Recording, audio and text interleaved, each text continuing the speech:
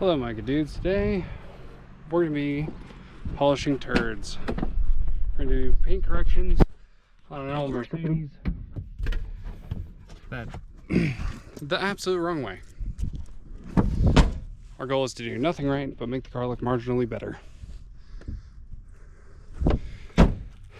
So we're going to buff it with a 320 grit sand sponge, wipe it down, and hit it with some automotive clear. That's the whole plan. Here we go.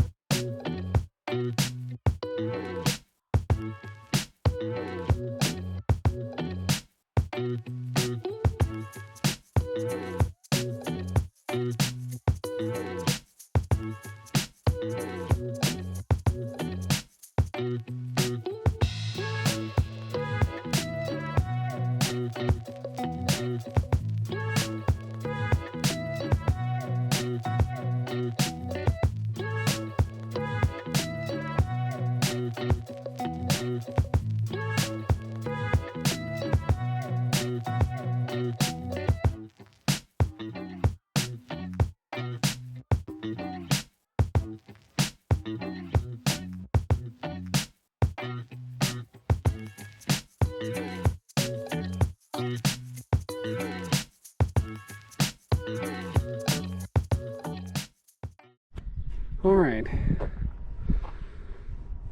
the only real goal of this whole deal was just to keep the current clear coat from chipping, because it chips and it looks like butthole.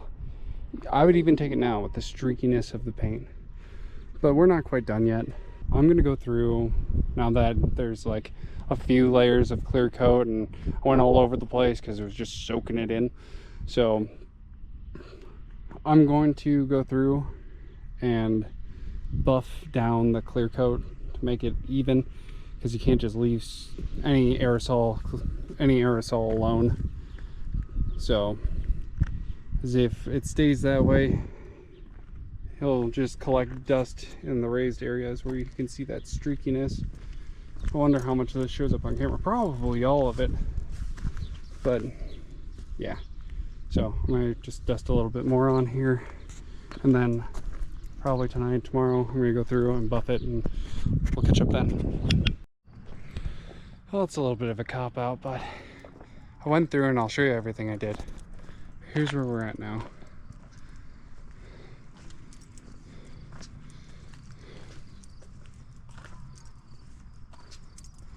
Just about as shiny as the rest of the car, if you ignore the roof, which I'll get to that eventually.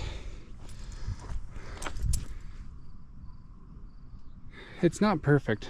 I wet sanded and then buffed with high cut buffing compound just to cut through that clear coat to try and smooth it out, because you'll never get away from overspray with aerosol. It's one of the biggest drawbacks of using it,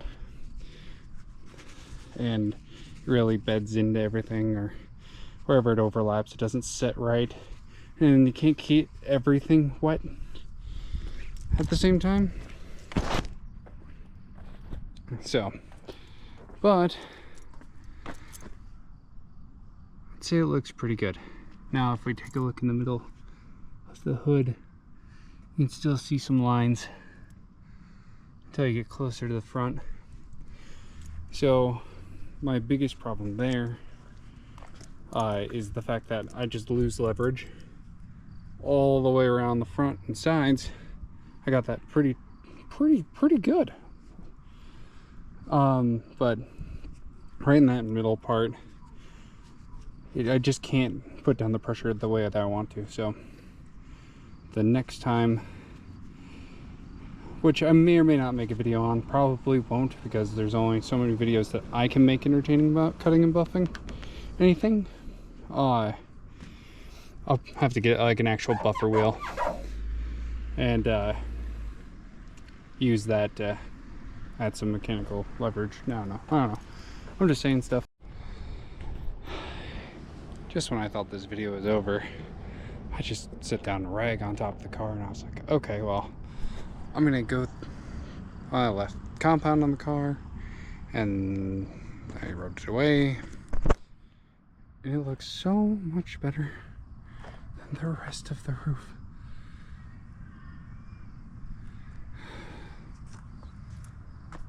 I'm gonna have to spend a lot of time on this one.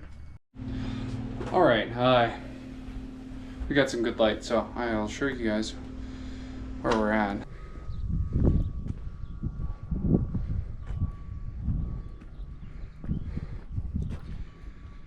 Looks good until you get right up close.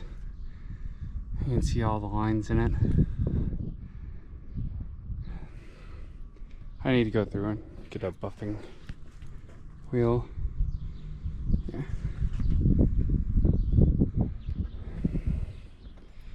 Unless you're staring into the direct light reflection, it's not terrible.